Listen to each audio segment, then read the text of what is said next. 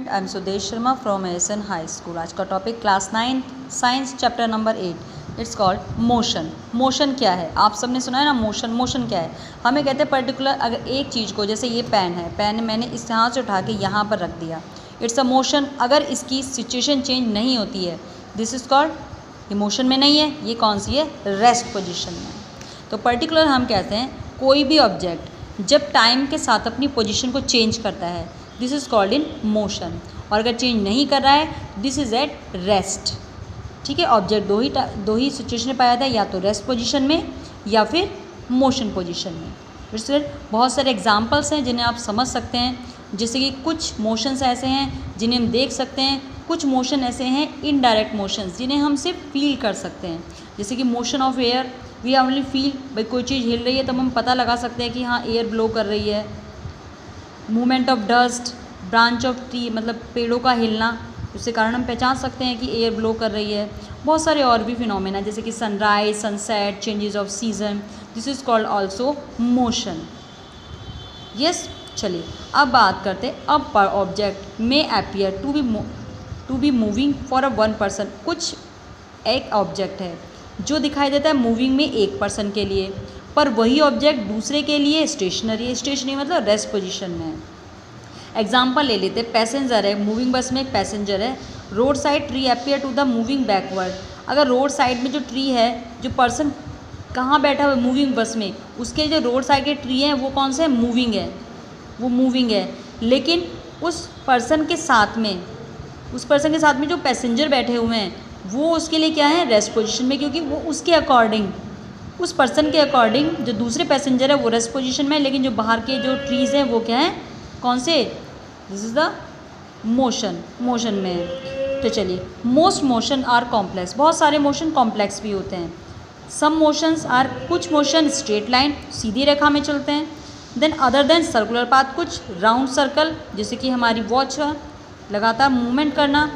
सम में रोटेट, कुछ रोटेट होते हैं। रोटेट मतलब एक ही सर्कुलर पाथ पे बार बार मूवमेंट करना, रोटेशन होना। And some other are vibrate. Vibration, you know that, आप पढ़ चुके हैं, किसी भी ऑब्जेक्ट का एक प्लेस से दूसरे प्लेस तक इस टाइप से मोशन करना, मतलब बार बार अपनी सिचुएशन को फॉलो करना, अप्लाई करना, बार बार उसी रास्ते पे बार बार मूवमेंट करना। This is called vibration. This is called vibration. आपने 8 में पढ़ा है ना बॉब, 7th में पढ़ा है, 8th में आपने पढ़ा है बॉब। जैसे ना बॉब एक नेल से हैंग करते हैं बॉब को थोड़ा हिलाते हैं तो अपनी सिचुएशन के दोनों साइड मूवमेंट करता है। दिस इज कॉल्ड वाइब्रेट, इसे कहते हैं वाइब्रेट मोशन। बहुत सारे सिचुएशन है, लेकिन आज इस चैप्टर में हम सिर्फ स्ट्रेट लाइन ऑब्जेक्ट, ऐसे मोशन जो सिर्फ स्ट्रेट लाइन में होते हैं, उनको स्टडी करेंगे। उस मोशन के साथ कुछ इक्वेशंस भी स्टडी करेंगे और कुछ ग्राफ। आज की इस क्लास में हम सिर्फ स्ट्रेट लाइन मोशन को ही डिस्क्राइब करेंगे। चलिए, मोशन, डिस्क्राइबिंग मोशन। मोशन को कैसे डिस्क्राइब किया जाता है? भाई सबसे पहले मोशन को डिस्क्राइब करने के लिए किसी ऑब्जेक्ट की वो इनिशियल वैल्यू चाहिए जहाँ से वो चलना स्टार्ट होता है, उसे कहते हैं ओरिजिन, और ओ से रिप्रेजेंट किया जाता है। भाई स्टार्टिंग अगर मैं कह रही हूँ, मैं घर से निकलती हूँ, स्कूल तक जाती हूँ, तो मेरा मोशन क्या है? House to school. तो मेरा ओरिजिन, इनिशियल पॉइंट का है जहाँ से चलना स्टार्ट हुआ, दिस इज़ अवर हाउस, तो this is called our origin. This clear?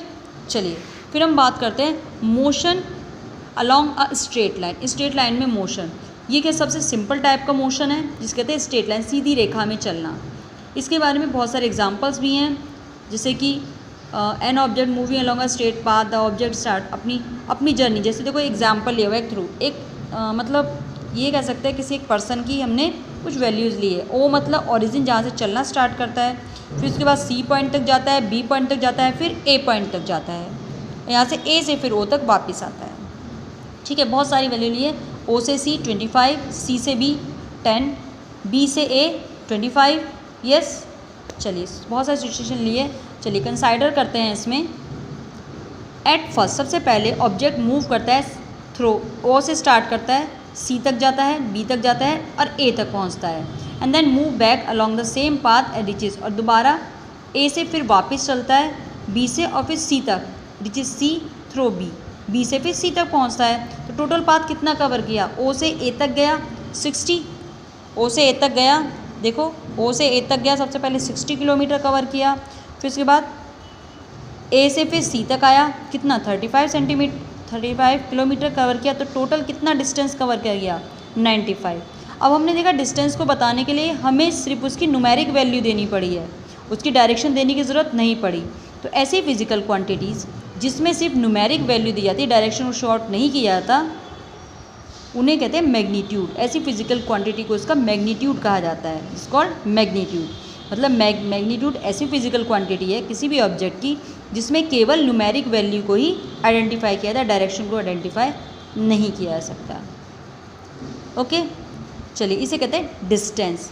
अब आगे नेक्स्ट हमारी फिजिकल क्वांटिटी है डिस्प्लेसमेंट। वो क्या होता है? डिस्प्लेसमेंट में हमेशा ऑब्जेक्ट की इनिशियल और फाइनल वैल्यू देखी जाती है। वो कहाँ से जा रहा है, कितनी दूरी से चलकर आ रहा है, इससे कोई फ़र्क नहीं पड़ता। उसकी इनिशियल और फाइनल वैल्यू के बीच में जो डिफरेंस है वही उसका कहलाता है डिस्प्लेसमेंट। इसमें डायरेक्शन को शो आउट किया जाता है। ऐसी direction, yes, direction show out किया जाता है। जैसे हम बात करते हैं कोई ऑब्जेक्ट है, ओ से स्टार्ट हुआ, ए तक गया, ए से वापस सी तक आ गया, तो बताओ इसका डिस्टेंस कितना होगा? हम डिस्टेंस बताने कहेंगे 0 से ए 60 और 60 से 35 95। लेकिन अगर हम बात करते हैं डिस्प्लेसमेंट, तो इनिशियल वैल्यू ओ है और फाइनल वैल्यू सी है, तो इन दोनों के बीच में डिफरेंस कितना है? 25 सेंटीमीटर। मीन ये इसका डिस्प्लेसमेंट कितना होगा? 25 centimetre. Is is clear? Distance में जितना होल कवर करता है पूरा प्लस किया जाता है, पर डिस्प्लेसमेंट में केवल इनिशियल और फाइनल वैल्यू को ही आइडेंटिफाई किया जाता है। डिस्टेंस में क्या होते हैं? डिस्टेंस कभी भी ज़ीरो नहीं हो सकता। आप थोड़ा सा भी चलेंगे तो डिस्टेंस कभी ज़ीरो नहीं हो सकता, पर डिस्प्लेसमेंट हो सकता है, डिस्प्लेसमेंट ज़ीरो हो सकता है। You know that? आपके इसके बीच में डिस्टेंस और डिस्प्लेसमेंट के बीच में आपका क्या है? एक डिफरेंस है जो आप अच्छे से याद करेंगे। ठीक है बच्चों? और बहुत सारी ऐसी एक्टिविटी है जिन्हें आप उससे कर सकते हैं। चलिए नेक्स्ट है स्टेट में यूनिफॉर्म मोशन और non uniform motion. Uniform motion, non uniform, सबसे बड़ा डिफरेंस है। जैसे एग्जांपल ले लेते हैं, हम एक स्ट्रेट लाइन में चल रहे हैं, फर्स्ट सेकंड में हम 5 मीटर चले, सेकंड सेकंड में फिर 5 मीटर चले, थर्ड में फिर 5 चले, फोर्थ में फिर, मतलब देख रहे हैं हर एक सेकंड में हम 5 मीटर कवर कर रहे हैं। तो जब इक्वल टाइम में इक्वल डिस्टेंस कवर किया जाता है, this is called uniform motion, called uniform motion. जैसे कि हम बात करते हैं the motion of watch, equal time में इक्वल डिस्टेंस कवर किया जाता है, this is called uniform motion. और जब इक्वल टाइम में इक्वल डिस्टेंस कवर नहीं किया जाता, जैसे कार का है, भाई कार जहाँ ज़्यादा भीड़ है वहाँ पर तो धीरे धीरे चलेगी, जहाँ पर नहीं है वहाँ पर स्पीडली चलेगी, तो this is called non uniform motion. यहाँ पर इक्वल टाइम में इक्वल डिस्टेंस कवर नहीं किया जाता, this is called non uniform motion, non uniform motion. चलो बच्चों आज के लिए इतना ही, अच्छे से लर्न कीजिएगा। कल हम करेंगे measuring the rate of motion. Okay, thank you so much, have a nice day.